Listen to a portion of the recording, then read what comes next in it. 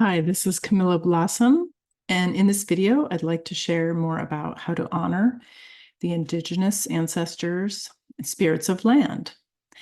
We just celebrated Indigenous Peoples Day on Monday, and so I wanted to do it this week and bring forward this beautiful teaching and honoring that really does make amends. I've had amazing experiences using simple acknowledgement and honoring, and also doing land alchemy, land healing, blessing, ceremony, ritual, different ways of practicing our love and care and respect for those who came before us. And so to begin with, there's a beautiful guide that I'll have a link below that you can access, and it's from the Indigenous People. And really, it's a simple acknowledgement and honoring of the tribes and peoples that have lived on the area of land where you live now. So you can do some research and discover which tribes, which people have been there in that area. And by looking that up, you can discover kind of more about what treaties, the history, the names of the tribe. Where I live, it's the Cowlitz, Yakima, and Chinook. And I also like to honor the Cayuse people because a Native American woman by the name of Kiskista lived close to here at the Arboretum where I garden. And she was a big part of the history of that area. So I wish to honor her as well.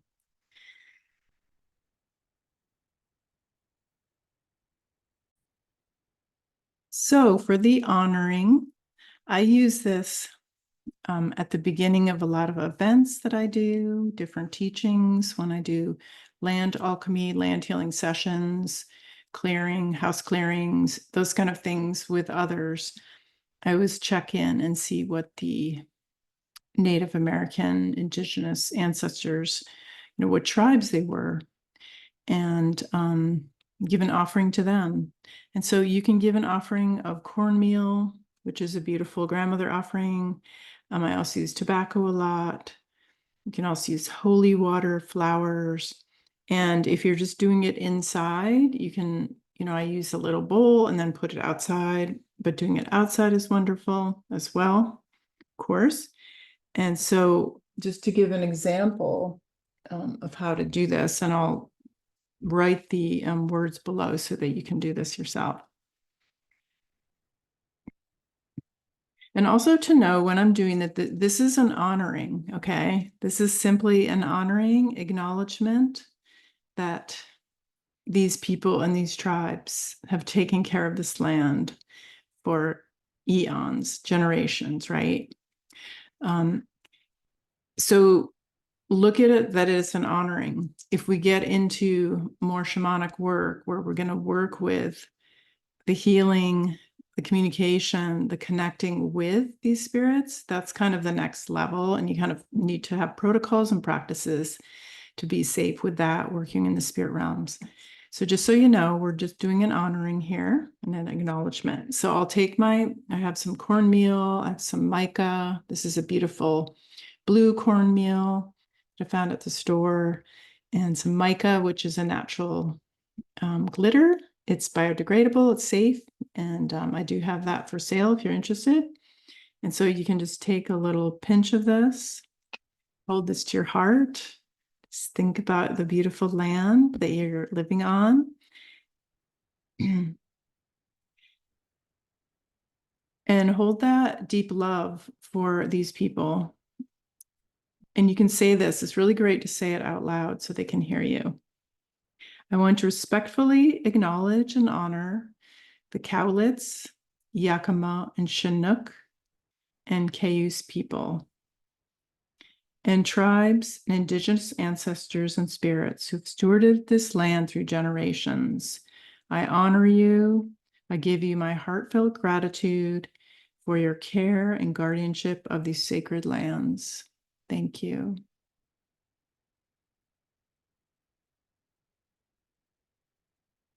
And so we give a pinch. I just put some in my bowl. as a place to put it.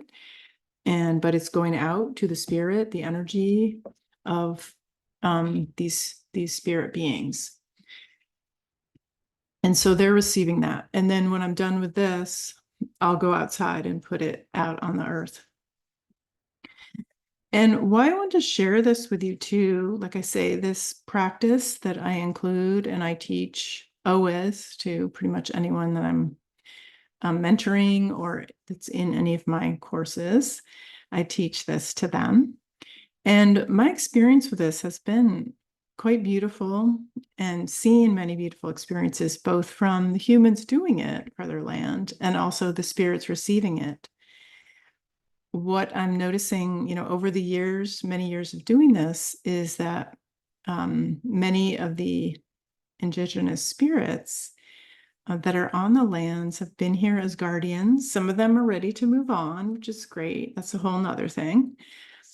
But many of them are very excited to work with us to be there as spirit guardians, taking care of the land, and continue to do that, to care for the portals, to care for the trees, to work with the blessings and prayers that you bring for the land.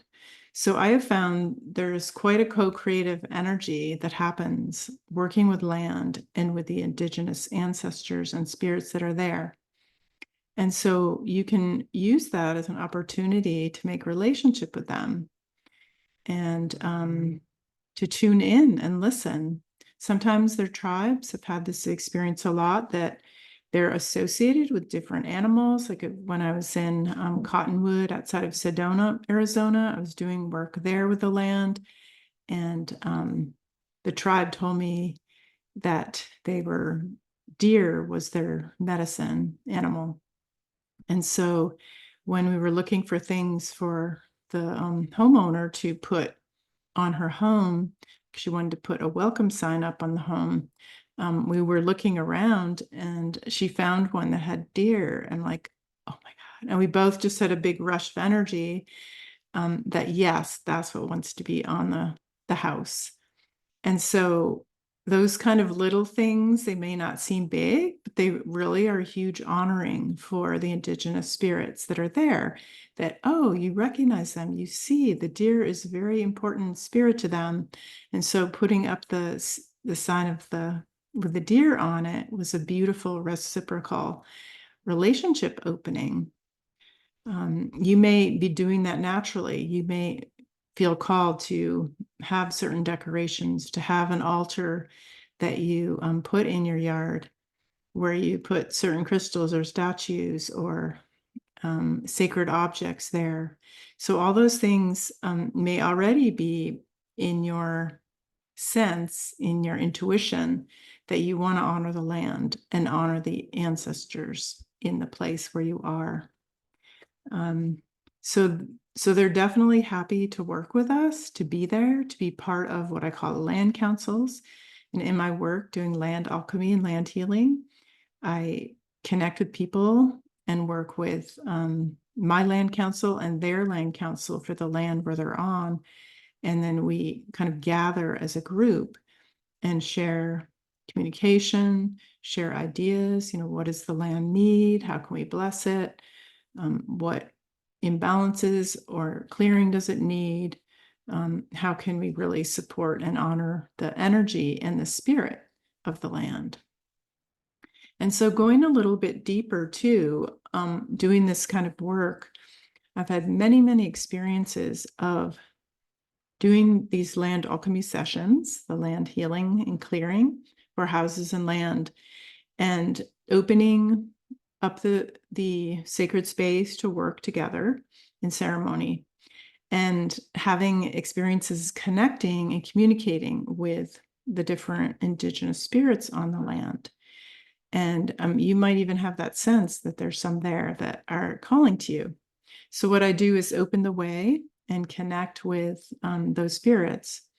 And they often come to me because I've worked with those kind of spirits for a long time. So they recognize my signature, my energetic frequency, that I'm someone who works with these spirits, that knows how to work in that realm.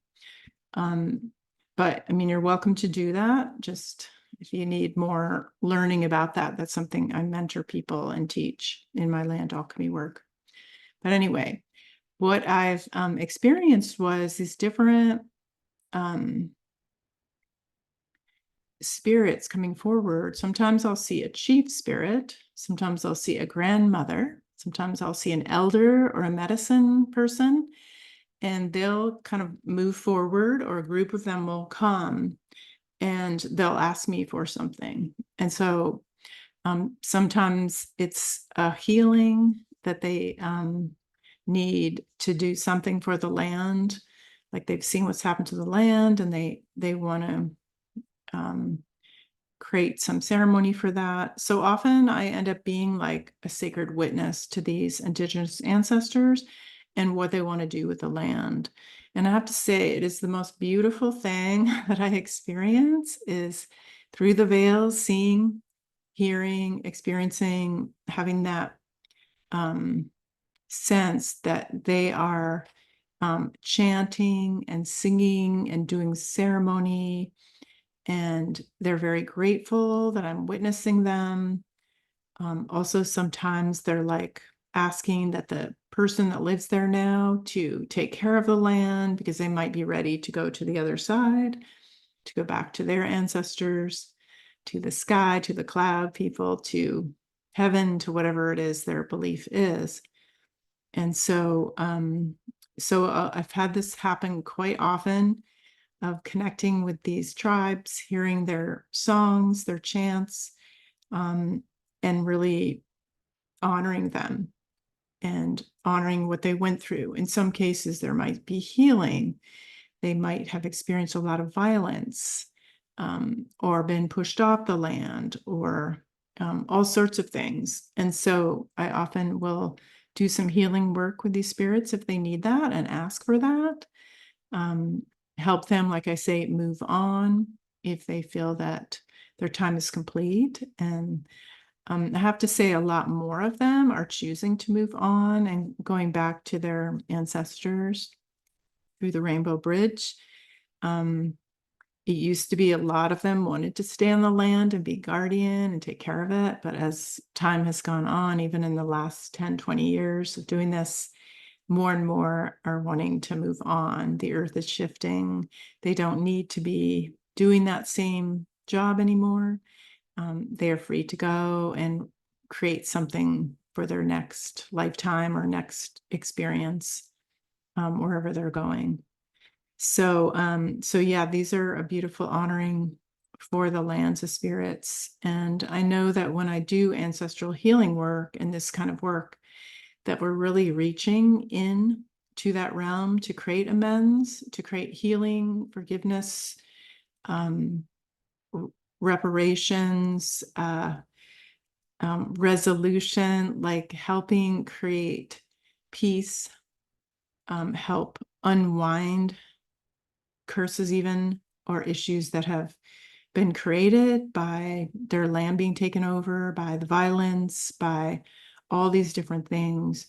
So I feel in a small way I can contribute to the amends, to the healing of what has happened in this country, in the US. I'm in the Pacific Northwest. And so this feels like holy work. It feels really important. It feels like something that I can give and do on behalf of the Indigenous people and what they've been through. And I know doing the ancestor work, when we do that, it really reaches backwards in time, in this case, definitely, all the way back. And it also reaches all the way forward. So doing this kind of work reaches the descendants of these tribes and these people. So I just pray that they are receiving whatever amends, whatever healing of generational trauma or trauma to the land, to the tribes, or whatever has gone on. So those are a couple ways that I work with this, the sacred lands and the places of the Indigenous people, the First Peoples, and honor and acknowledge. That alone is beautiful and powerful, and it starts opening your relationship. And then if you want to go deeper into learning how to work with these these spirits and offer healing and more amends, then that's deeper shamanic work. And like I say, if that's something you're interested in, you can reach out to me and do a session, a land alchemy healing ceremony, or whatever it is that you and your land needs. So thank you, and happy Indigenous Peoples Day to all of you who are Indigenous. We honor you, all of you who carry Indigenous blood. I know a lot of people who have some of that in their veins, so I honor you as well. And really honor the Indigenous within all of us. Each one of us comes from a homeland. We come from Indigenous people. I know for me, there's a lot of Ireland and Germany and Jewish ancestry. So to really honor our own Indigenous selves and honor and respect, acknowledge the lands and who took care of them for so long. So, and who want to continue to as spirit. Thank you so much. And I appreciate all your comments, sharing, liking, and subscribing to my videos. Thanks again. Have a beautiful day.